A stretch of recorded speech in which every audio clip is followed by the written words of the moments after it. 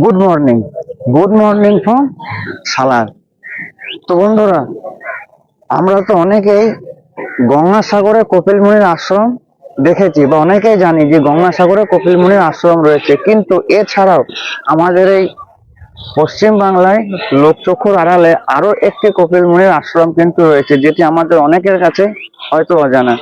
তো আজকে আমরা যাব সেই কপিল মুনির আশ্রম দেখতে। এই মুহূর্তে আমি এখন দাঁড়িয়ে আছি সালার স্টেশনের বাইরে। এই সামনে এটা হচ্ছে সালার স্টেশন। তো চলুন এখন স্টেশনের ভেতরে প্রবেশ করা যাক। চলে এলাম সালারের 3 নম্বর প্ল্যাটফর্মে, আর আমি এখান থেকে যাব আজকে ভান্ডারটিকুড়ি। ওই কপিল মুনির আশ্রমটি রয়েছে ভান্ডারটিকুড়িতে। আর সালার থেকে ভান্ডারটিকুড়ি পর্যন্ত আমার আজকে ট্রেনে ভাড়া পড়লো 15 টাকা। আর রাস্তা হচ্ছে 52 কিলোমিটার। সময় লাগবে 1 ঘন্টা 15 থেকে 20 মিনিট মতন। সালার থেকে আজকে আমার ট্রেন রয়েছে সকাল 8টা বেজে 40 মিনিটে।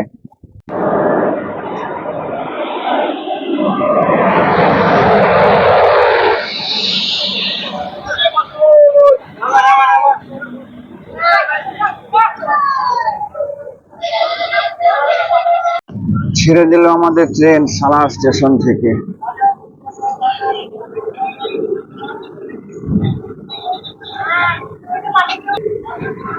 বাই বাই সালার।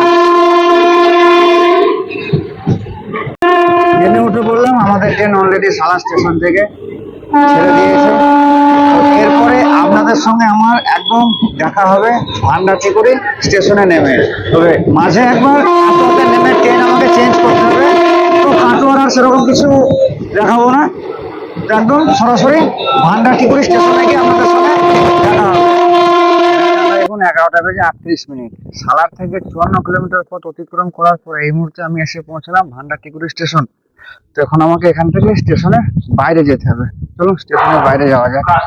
এইটা হচ্ছে ভান্ডারটিকুড়ি স্টেশন, আর আমি আছি ভান্ডারটিকুড়ি স্টেশনের 1 নম্বর প্ল্যাটফর্মে। এখন এখান থেকে স্টেশনের বাইরে বেরোবো। আমি স্টেশনের মধ্যে একজনকে জিজ্ঞাসা করলাম, তো আমাকে বললো যে স্টেশনের বাইরে যাওয়ার কোনো প্রয়োজন নাই, যেহেতু আমি এলাম কাটোয়ার দিক থেকে। তো আমি যে দিক দিয়ে এলাম কাটোয়ার দিক থেকে, ওইদিকে কিছুটা যাওয়ার পরে আমি আশ্রমের রাস্তা পাবো। তো কিভাবে যাব আর কোন দিকে যাব সমস্ত কিছু আপনাদের সঙ্গে ভিডিওর মাধ্যমে শেয়ার করব। এই যে আমি এলাম এই দিক দিয়ে, এই লাইনটা যাচ্ছে আপনার কাটোয়ার দিকে। তো এইটা দিয়ে এই যে সামনে এখানে একটি বোর্ড লেখা রয়েছে ভান্ডারটিকুড়ি, আর এইটা দিয়ে আমাকে নেমে যেতে হবে, কারণ ওই আশ্রমে যাওয়ার রাস্তা হচ্ছে এইটা।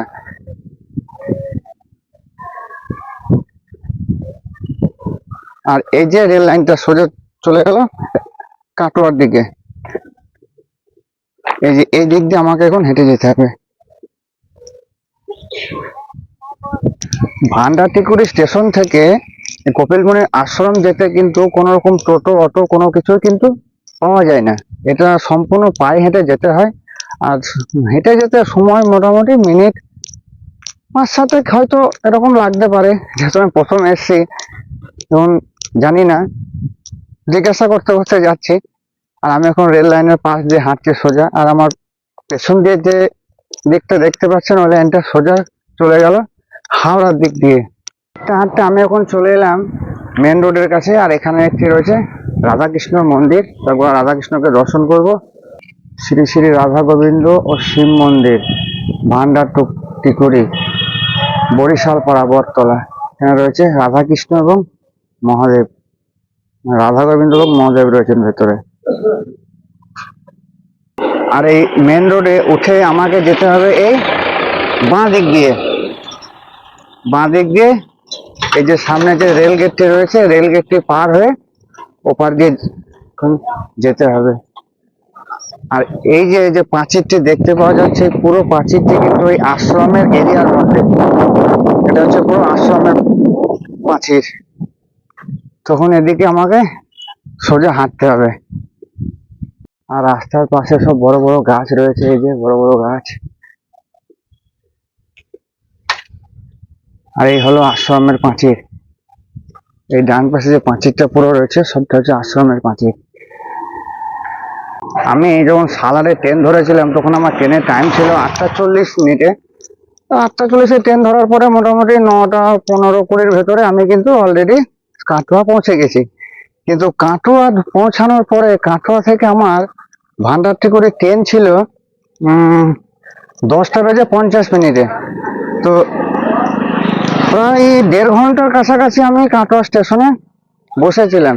তো ওই সময়টাতে যদি একটু কোনো একটা ট্রেন থাকতো তাহলে এতটা সময় আমার নষ্ট হতো না, এতক্ষণ আমাকে বসেও থাকতে হতো না। তখন যে সময় যাচ্ছি জানি না মন্দিরের গেট খোলা পাবো না আজও বন্ধ থাকবে বুঝতে পারছি না। তো যাই, এখন দেখা যাক কি হচ্ছে। তো বন্ধুরা, আমি হাঁটতে হাঁটতে শেষে পৌঁছে গেলাম সে কপিলমুনি আশ্রমের গেটের সামনে। আর এখানে গেটের মাথায় লেখা রয়েছে শ্রী শ্রী 108 শ্রীমৎ স্বামী কপিলানন্দ মুনি মহারাজ প্রতিষ্ঠিত গোশালা ও কপিল কুঠির সাংখ্য যোগাশ্রম। আর মাথার উপরে 3টে চূড়া রয়েছে এবং আর দুই পাশে 2টি সিংহ রয়েছে, একটা এই পাশে একটা ওই পাশে। মাথার চূড়াটি খুব সুন্দর দেখতে। আর এই হলো আশ্রমের ভেতরের প্রবেশদ্বার। তো আমি এখন আশ্রমের ভেতরে প্রবেশ করব। আর এই বাঁ পাশে আশ্রমের মন্দির খোলার সময় সকাল 6টা থেকে 12টা, বিকাল 4টে থেকে 6টা পর্যন্ত। আর এই ডান পাশে আশ্রমের সম্বন্ধে কিছু লিখে দেওয়া রয়েছে, সেগুলো একটি আপনারা ভিডিওটি পজ করে দেখে নিতে পারেন। আমি প্রবেশ করে গেলাম আশ্রমের ভেতরে। আর ভেতরে ঢুকেই এই ডান পাশে কত রকমের গাছ দেখছি। এখানে প্রচুর কাঁঠাল গাছ রয়েছে বা আরো হয়তো অনেক অন্যান্য গাছপালাও এখানে কিন্তু রয়েছে। ডান পাশে বাঁ পাশে যে রয়েছে লিচু গাছ, দূরে ওখানে চাষের কাজ চলছে। এই যে পাশে লিচু গাছ, কাঁঠাল গাছ, নারকেল গাছ।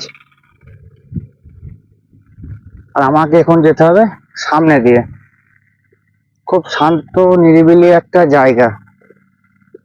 তবে যে সময় আমি এসেছি খোলা পাবো কিনা বলতে পারছি না। গেটের ভেতর দিয়ে প্রবেশ করার সময় সময় বাঁ পাশে রয়েছে একটি অতিথি নিবাস। এখানে যেসব অতিথিরা আসেন বা যেসব ভক্তরা আসেন তাদের জন্য এখানে থাকার সম্পূর্ণ ব্যবস্থা রয়েছে, সম্পূর্ণ বিনামূল্যে।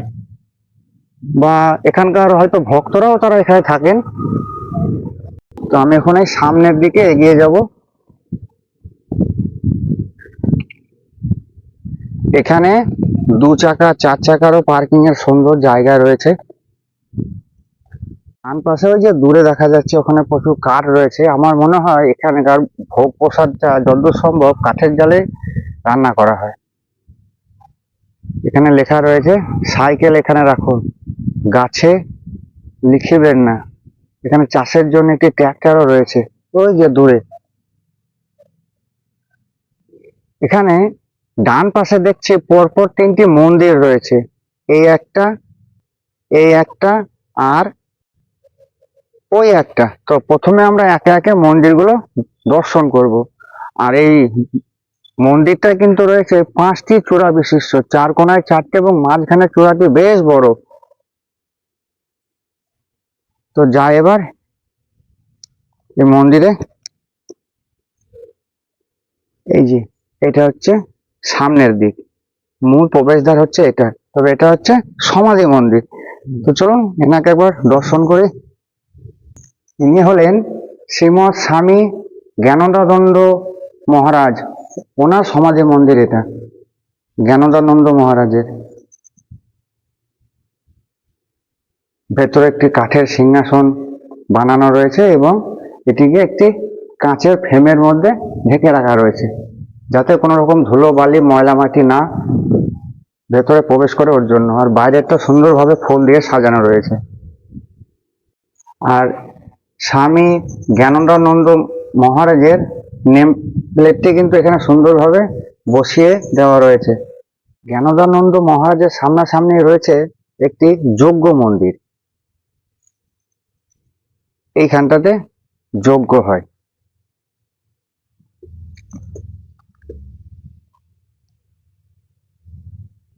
এই যে এই হলো সেই যজ্ঞ মন্দির, চতুর্দিকটা গ্রিল দিয়ে সুন্দরভাবে ঘেরা রয়েছে এবং ওই স্থানটিতে কিন্তু যজ্ঞ হয়। এছাড়াও এই যজ্ঞ মন্দিরের সামনে আরেকটি যজ্ঞের স্থান রয়েছে এই বটবৃক্ষের নিচে। এই যে সুন্দর যে এই যে বৃক্ষটি রয়েছে, ঠিক তার নিচেও এখানে একটি যজ্ঞকুণ্ড রয়েছে।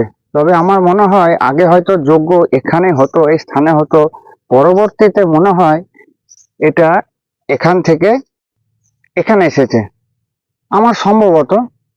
তবে জায়গাটা খুব সুন্দর, শান্ত নিরিবিলি একটা জায়গা। পাশেও কিন্তু একটি 5টি চূড়া বিশিষ্ট মন্দির রয়েছে। যতদূর সম্ভব এটাও হয়তো একটা কোনো সমাধি মন্দির। তো চলুন এই মন্দিরেও একবার প্রবেশ করা যাক।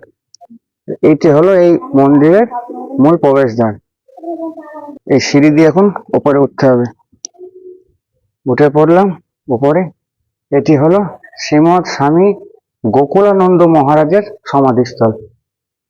এই যে এটি খুব সুন্দরভাবে ওরকম কাঠের একটি সিংহাসনের মধ্যে বসানো রয়েছে এবং বাইরের দিক থেকে কাঁচ দিয়ে ঘেরা রয়েছে। আর এখানটা প্লাস্টিকের ফুল দিয়ে সুন্দরভাবে সাজানো রয়েছে, অসাধারণ। আর এই ডান পাশে ওনার নেম প্লেটটি বসানো রয়েছে, শ্রীমৎ স্বামী গোকুলানন্দ মহারাজ। তো আমার এখানে যে দুটো সমাধি মন্দির রয়েছে সে দুটোকেও দর্শন করা হলো। এছাড়া যে যজ্ঞ মঞ্চটি রয়েছে বা যজ্ঞ মন্দিরটি রয়েছে সেটিও দর্শন করলাম। খুবই সুন্দর লাগলো, ভালো লাগলো। আর জায়গাটা এসে আমি যা বুঝতে পারছি, পুরো কিন্তু শান্ত, নিরিবিলি, নিস্তব্ধ। কোনো আওয়াজ, শোরগোল, হট্টগোল কিন্তু কিচ্ছু নেই, একদম চুপচাপ। তো এরপরে ভেতরের দিকে প্রবেশ করবো। এরপরে ভেতরে আর কি কি আছে সেগুলো আমিও দেখবো বা আপনাদেরকেও দেখাবো এই 6 ইঞ্চি স্ক্রিনের মাধ্যমে। ফার্স্টটাতে আমি যা দেখছি, তো মনে হয় এখানে যেসব সাধু মহারাজরা থাকেন তাদের হয়তো এটা মানে থাকার জায়গা, বা তারা হয়তো এখানে থাকেন। আর এই সামনে হচ্ছে এটা মূল প্রবেশদ্বার। আমাকে এখানে ভেতর দিয়ে প্রবেশ করতে হবে। তার আগে এখানে কিন্তু এই মন্দিরের সম্বন্ধে কিন্তু কিছু লিখে দেওয়া রয়েছে খুব সুন্দরভাবে। এগুলো আপনারা একটু পড়ে নেবেন বা ভালো করে একটু দেখে নেবেন। এপাশে একটি ঘর রয়েছে, এখানে ভেতরে খড় কাটা রয়েছে, যেখানে খড় কাটার মেশিন বা আরো হয়তো কোনো কিছু রাখা হয়। এই হলো সেই ঘরটি। এইটা দিয়ে ভেতরে প্রবেশ করব। আমি মন্দিরের ভেতরে প্রবেশ করে গেলাম। তো এবার আমরা দর্শন করব প্রথমেই এখানকার যিনি প্রতিষ্ঠাতা, এই মন্দিরকে যিনি প্রতিষ্ঠা করেছিলেন, সেই কপিলানন্দ মুনি মহারাজের মন্দির। তো এবার আমরা সেই কপিলানন্দ মহারাজকে দর্শন করব। এই হলো সেই কপিলানন্দ মহারাজের মূল মন্দির, খুব সুন্দর। আর এই হলো সিঁড়ি, এই সেই সিঁড়ি দিয়ে এখন উপরে উঠবো।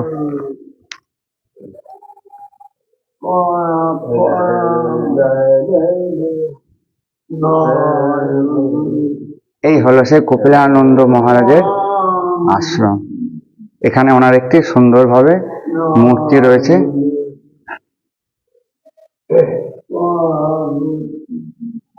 আর মন্দিরটি মানে সিংহাসনটি কিন্তু সম্পূর্ণ কাঠের, এই যে পুরো কাঠের, আর একদম প্লাস্টিকের ফুল দিয়ে সুন্দরভাবে কিন্তু সাজানো রয়েছে। কি সুন্দরভাবে সাজিয়ে দেওয়া রয়েছে।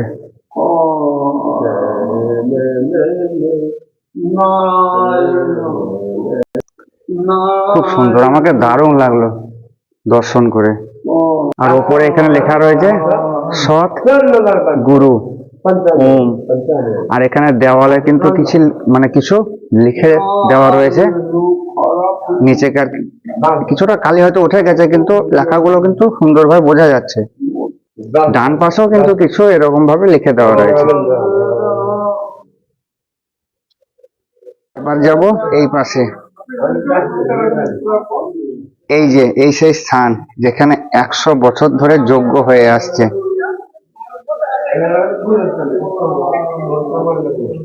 আর এইখানে কপিলানন্দ মহারাজের একটি সুন্দর ছবি এখানে সিংহাসনের উপরে বসিয়ে রাখা রয়েছে। কি সুন্দর লাগছে দেখতে। কপিল মুনি মহারাজকে দর্শন করলাম, পাশে যজ্ঞকুণ্ড দর্শন করলাম। তো এখানে রয়েছেন এক মহারাজজি, তো ওনার পাশে একটু বসলাম। খুব সুন্দর লাগলো যে এরকম একটি মহারাজের পাশে আমি বসে রয়েছি।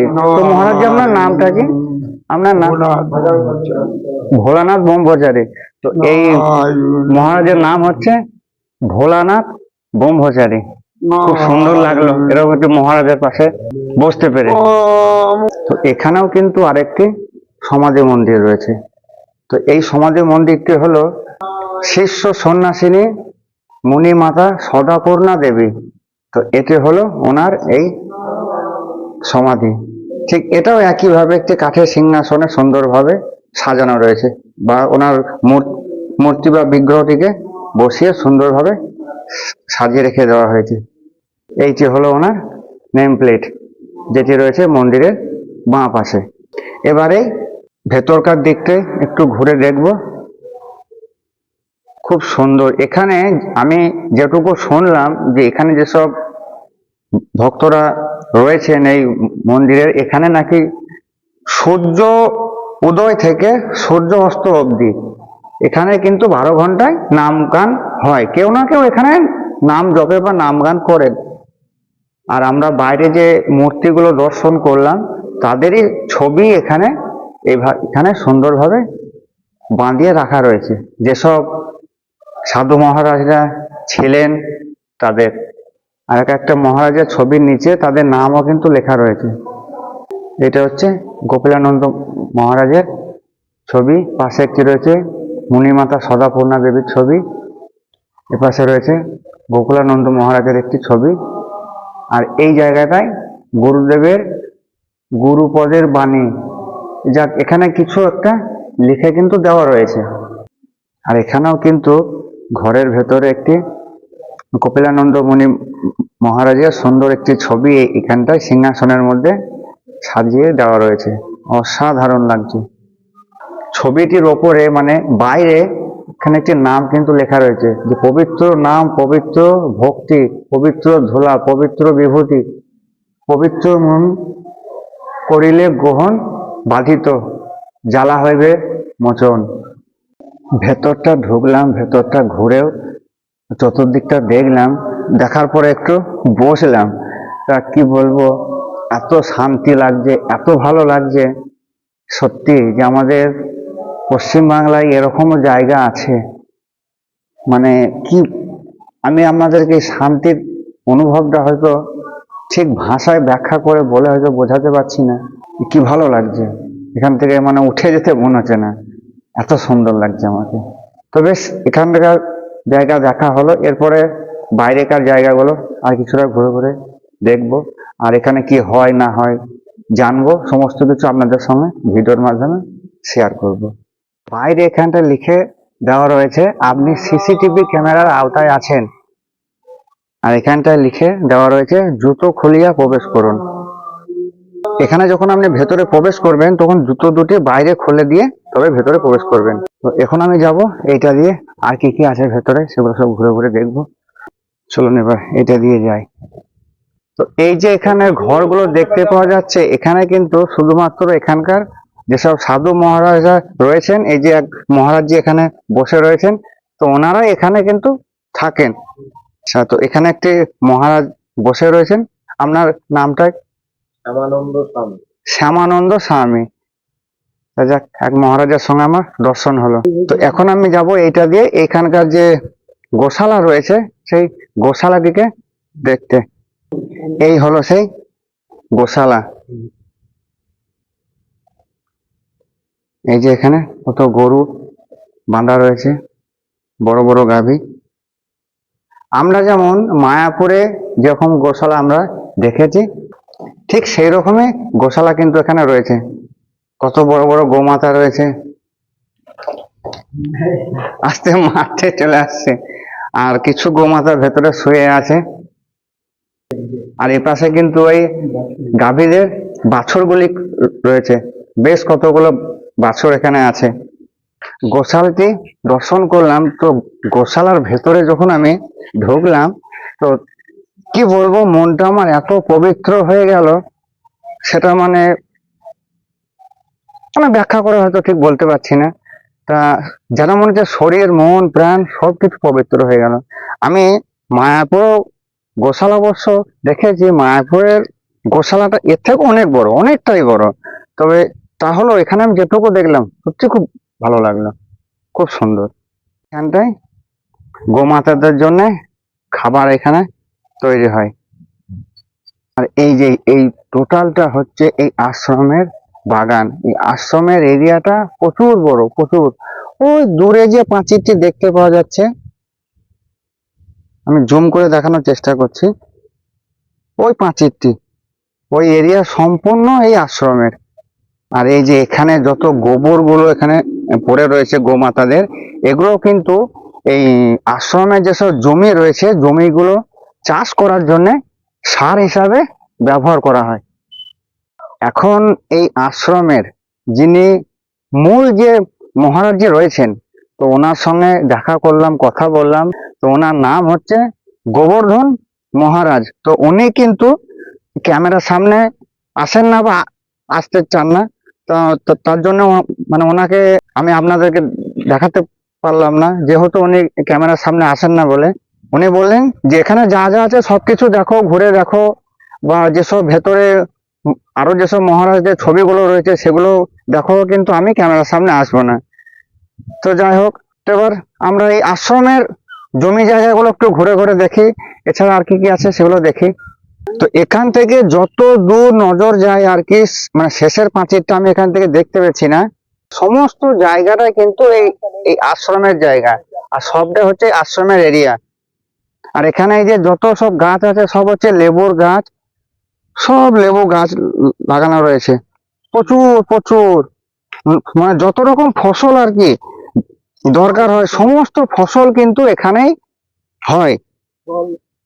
এখানেও মাঠ ভরে সব শশা লাগানো রয়েছে।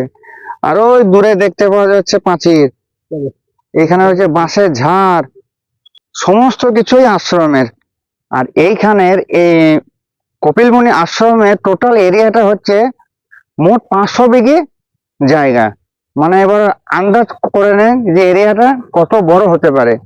তো এখানে আমি এসে আরেকটা জিনিস দেখলাম, যে ভেতরে তো রয়েছে কপিল মুনি বা অন্যান্য যেসব কপিল মুনির পরে যারা মহারাজ হয়েছেন ওনাদের সমাধি। তো ও ছাড়া আমি এখন যে জায়গাটি বর্তমানে দাঁড়িয়ে আছি, এখানে কিন্তু রয়েছে যে কপিল মুনি মহারাজের যেসব শিষ্যগুলো গুলো ছিলেন, তো তাদের সমাধিস্থলে।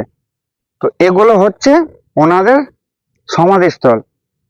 কপিল মুনি মহারাজ বা ওনার পরেও যেসব মহারাজগুলো ছিলেন, তাদের দেহত্যাগ করার পরে ওনার যেসব শিষ্যগুলো রয়েছেন তাদের সমাধি এই জায়গাটিতে দেওয়া হয়।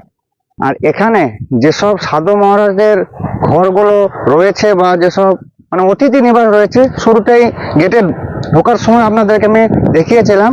তো এখানে কিন্তু ভক্ত ছাড়া, মানে এখানে যারা দীক্ষিত হয়েছেন যেসব ভক্তরা, তারা ছাড়া অন্য কিন্তু আর কাউকে ঘর এখানে দেওয়া হয় না বা ঘর ভাড়া কিন্তু দেওয়া হয় না। আর এখানে প্রসাদের কিন্তু কোনো রকম কোনো ব্যবস্থা নেই। আর এখানে যখন উৎসব হয় তখনই কিন্তু এখানে প্রসাদ দেওয়া হয়। এখানে সারা বছরে মোটামুটি 8 থেকে 10টা উৎসব হয়। তার মধ্যে সব থেকে বড় উৎসব হচ্ছে দোল উৎসব, যেটি মোটামুটি 4 থেকে 5 দিন ধরে এই উৎসবটি কিন্তু এখানে পালন করা হয়। আর সেই সময় যেসব ভক্তবৃন্দ আসেন বা অন্যান্য যারা আসেন, তাদেরকে কিন্তু তখন প্রসাদও দেওয়া হয়। তাছাড়া সারা বছরের মধ্যে কিন্তু কোনো রকম কোনো প্রসাদ দেওয়া হয় না। আমি এখন এই যে আশ্রমটি ঘুরে ঘুরে দেখছি, বা আমাকে যিনি ঘুরে ঘুরে দেখাচ্ছেন, তিনি হলেন দিলীপ মিদ্দা। এই যে দিলীপ মিদ্দা। তো ইনি আমাকে এই সমস্ত জায়গাগুলো ঘুরে ঘুরে দেখাচ্ছেন, বাগান বা এই জমি। আর ইনি এছাড়া আরো যেসব জায়গাগুলো আছে, ইনি আমাকে সমস্ত কিছু ঘুরে ঘুরে দেখাবেন। মহারাজ যে বা কাকাবাবু বলে, তো এই কাকাবাবু আমাকে সব জায়গাগুলো দেখাবেন। এই হচ্ছে সেই গোশালার নাম। কপিল কুঠির গোশালা, যেটা একটু আগে আপনাদেরকে আমি ঘুরিয়ে ঘুরিয়ে দেখালাম। এখন আমি এলাম আশ্রমের ভেতরে, এই দিকটা একটু ঘুরে দেখতে। সামনে লেখা রয়েছে জুতো খুলিয়া প্রবেশ করুন। এখানটায় লেখা রয়েছে আশ্রম কার্যালয় অফিস, যে আশ্রমের তৈরি ঘি ও প্রকৃতি মধু পাওয়া যায়। আর এখানটায় লিখে দেওয়া রয়েছে আশ্রম কার্যালয় অফিস, এখানে আশ্রম সম্বন্ধিত সমস্ত তথ্য, ঠাকুরের ছবি, ফটো ও ঠাকুরের সমস্ত পুস্তক পাওয়া যায়। তো এপাশে একটি রয়েছে অতিথি নিবাস। তো এইখানে যখন উৎসব হয়, দোল পূর্ণিমার সময় বা এছাড়াও যে 8-10টি উৎসব হয়, তখন যেসব এখানকার মহিলা সাধু সন্ন্যাসীরা আছেন বা যেসব ভক্তরা রয়েছেন, তারা কিন্তু এখানে এসে থাকেন সেই সময় সম্পূর্ণ বিনামূল্যে, কোনো এখানে পয়সা করে নেওয়া হয় না। আর এই যে নিচেটা কত সুন্দর ভাবে সাজানো রয়েছে। এবার একটু এইটা দিয়ে যাব ভেতর দিয়ে, চলুন এবার একটু এইদিকে যাই। তো এখন আমি চলে এলাম হাঁটতে হাঁটতে এই আশ্রমের রান্নাশালায়। তো এখন রান্নাশালাটি বন্ধ রয়েছে, সম্ভবত আমার মনে হয় রান্না বান্না সমস্ত কিছু হয়ে গেছে। কারণ এই আশ্রমে যেসব মহারাজা রয়েছেন বা সাধু মহারাজরা আছেন, বা এই আশ্রমে যেসব সেবায়িতরা রয়েছেন, তাদের এখানটায় রান্না বান্না করা হয়, বা উৎসবের সময়তেও কিন্তু এখানে রান্না করা হয়। এই হচ্ছে সে রান্নাশালা। দোল উৎসবের সময় যখন প্রচুর ভক্তদের রান্নার কাজ হয়, যখন সমাবেশ হয়, তখন সেই সময় এই স্থানটিতে কিন্তু সেসব ভক্তদের জন্য প্রসাদ এই জায়গাতেই রান্না হয়। আর এই পাশে রয়েছে একটি চৌবাচ্চা, এখানটায় রাখা হয় সেই খিচুড়ি প্রসাদ, দিয়ে এখানটায় রাখা হয়। এখানেও রয়েছে এরকম, বা এও একটি হচ্ছে সাধু মহারাজদের নিবাস। তো আমি এখন আশ্রমের ভেতরে ঘুরতে ঘুরতে চলে এলাম একটি পুকুর দেখতে। এই হলো সেই পুকুরটি, যে পুকুরের মধ্যে নাকি অনেক রকম মাছ আছে, সব রকম মাছ এখানে ছাড়া আছে। তো দেখা যাক যদি সেই মাছগুলো দেখতে পাই। তো এই একটা মাছের আমি দেখা পেলাম ওই জলের তলায়, ওই যে মোটামুটি এসছে। জলের তলায় এখন এই যে মাছগুলো এখন জলের তলায় আছে, এখন আসছে না। ওই দূরে দুটো মাছ দেখা গেছে। যাক, শীতের সময় বলে সব মাছ এখন ভেসে উঠছে না, সব মাছ জলের তলায় গরমের সময় হলে দেখা যেত। তো পুকুরে কয়েকটা মাছ দেখতে পেলাম, সব মাছ হয়তো আমি ক্যামেরা বন্দি করতে পারলাম না। অনেক বড় বড় মাছ আছে, প্রায় 5 কেজি 10 কেজি সাইজের মাছ আছে, সব রকমের এখানে মাছ আছে। আর যেটুকু আমি জানতে পারলাম, এইখানকার মাছ কিন্তু কেউ ধরে না, বা কেউ এখানে ধরে নিয়ে যায় না, বা এই মাছকে ধরে খাওয়া পর্যন্ত হয় না। এই মাছ কেউ এসে পুকুরের মধ্যে ছেড়ে দিয়ে যায়, বড় হয়। সেই মাছ কোনো কারণে যদি মারা যায়, তাকে কিন্তু গঙ্গায় গিয়ে গঙ্গার মধ্যে দিয়ে দেওয়া হয়। এবার আমরা দেখবো ঘুরে এখানে যেসব সেবায়িতরা বা সাধু মহারাজরা রয়েছেন, তাদের খাবার জায়গা বা প্রসাদ গ্রহণের জায়গা। তো এই জায়গায় ওনারা প্রসাদ গ্রহণ করেন। এই যে এটা হচ্ছে ওনাদের এখানকার যেসব সাধু মহারাজ বা যেসব সেবায়িত, সেনারা এখানে প্রসাদ গ্রহণ করেন। যেনারা এখানে প্রসাদ গ্রহণ করছেন, এই যে সেবার জায়গাটি আপনাদেরকে আমি এখনই দেখালাম, এখানে কিন্তু যেটা আমি মানে তখনও বললাম, এখানে যেসব সাধু মহারাজরা রয়েছেন বা যেসব সেবায়িতরা রয়েছেন, ওখানে কিন্তু কেবলমাত্র তারাই সেবা করেন। আর এছাড়া সারা বছরে যেসব উৎসবগুলো হয়, বা আমি আগেও বলেছি, দোল উৎসবের সময় যখন যেসব ভক্তদের খাওয়ানো হয়, তখন ওখানেও বসানো হয়। তাছাড়া আশ্রমের মধ্যে অনেক জায়গাতেও কিন্তু তাদেরকে বসে প্রসাদ খাওয়ানো হয়। ওই পাশে কত সুন্দর ফুলের গাছগুলো লাগানো রয়েছে, কি সুন্দর লাগছে দেখতে, রং বেরঙের কত সুন্দর ফুল দুই পাশে। এই যে জায়গাটায় রাস্তার দুই পাশে কিন্তু রয়েছে আমের গাছ। তা আমের গাছের মাঝখান দিয়ে এই যে রাস্তাটা চলে গিয়েছে, দেখতে কত সুন্দর লাগছে না? যেন মনে হচ্ছে একটা আলাদা রকম জগৎ বা আলাদা রকম জায়গায় এসেছি শান্তির খোঁজে। এপাশে রয়েছে পেয়ারা গাছের বাগান, আর গাছে কত পেয়ারা কিন্তু ধরে আছে। এই যে সামনে যে গেটটি এখানে দেখতে পাওয়া যাচ্ছে, গেটটি কিন্তু পুরো একদম রেল লাইনের ধারে, ওই যে গেটের পাশেই রয়েছে রেল লাইন। তো বন্ধুরা, আমার কপিল মুনির আশ্রম দেখা কমপ্লিট হলো, বা যেটুকু পারলাম আপনাদের সামনে তুলে ধরলাম, বা আপনাদেরকেও দেখালাম। তো সত্যি বলতে আমাকে ভালো লেগেছে, খুবই ভালো লেগেছে। এরকম একটা শান্ত জায়গা, একটা নিস্তব্ধ নিরিবিলি জায়গা সত্যি মনের মধ্যে একটা আলাদা অনুভূতি এনে যায়। তখন চললাম ভান্ডারটিকুড়ি স্টেশনের পথে। তখন স্টেশন যাব, 2:30টার সময় আমার ট্রেন রয়েছে। তো ওখান থেকে ট্রেন ধরে বাড়ির উদ্দেশ্যে রওনা হব। চলুন তাহলে এরপরে স্টেশনে গিয়ে আপনাদের সঙ্গে দেখা হচ্ছে। চলে এলাম আমি এখন ভান্ডারটিকুড়ি স্টেশনে। আমার টিকিট কাটা হয়ে গেছে, বাড়ির উদ্দেশ্যে রওনা দেবো। তো আমার এই আজকের ভান্ডারটিকুড়ির কপিলমুনির আশ্রমের ভিডিওটি আপনাদেরকে কেমন লেগেছে অবশ্যই কমেন্ট বক্সে কমেন্ট করে জানাবেন। চ্যানেলে নতুন হয়ে থাকলে চ্যানেলটিকে সাবস্ক্রাইব করে দেবেন। এবার ব্যাপার হচ্ছে আসার বিষয়, যেখানে আপনারা কিভাবে আসবেন। তো হাওড়ার দিক থেকে আসতে গেলে বা কাটোয়ার দিক থেকে আসতে গেলে, দুই দিক থেকে কাটোয়া হাওড়া বা হাওড়া কাটোয়া লোকাল ট্রেন ধরবেন। লোকাল ট্রেন ধরে সরাসরি এসে নেমে পড়বেন ভান্ডারটিকুড়ি স্টেশন। কাটোয়ার দিক থেকে আসতে গেলে ভান্ডারটিকুড়ির আগের স্টেশনের নাম হচ্ছে পূর্বস্থলী, আর হাওড়ার দিক থেকে আসতে গেলে আগের স্টেশনের নাম হচ্ছে বিষ্ণুপ্রিয়া হল্ট, তারপরে ভান্ডারটিকুড়ি। তো এখান থেকে নেমে পায়ে হেঁটে খুব সহজেই পৌঁছে যাওয়া যাবে আশ্রমের দিকে। তো কটা থেকে কটা পর্যন্ত খোলা থাকে সমস্ত কিছু দেখিয়ে দিয়েছি ভিডিওর মাধ্যমে। তো ভিডিওটা জানি না কত বড় হলো, তো মনে হয় বেশ খানিক বড় হয়ে গেছে। তো বেশি আর বাড়াচ্ছি না, ভিডিওটি আমি এখানে শেষ করছি। দেখা হবে আবার নতুন কোনো গল্পে, নতুন কোনো ভিডিও নিয়ে। ততক্ষণের জন্য সবাইকে ধন্যবাদ, টাটা।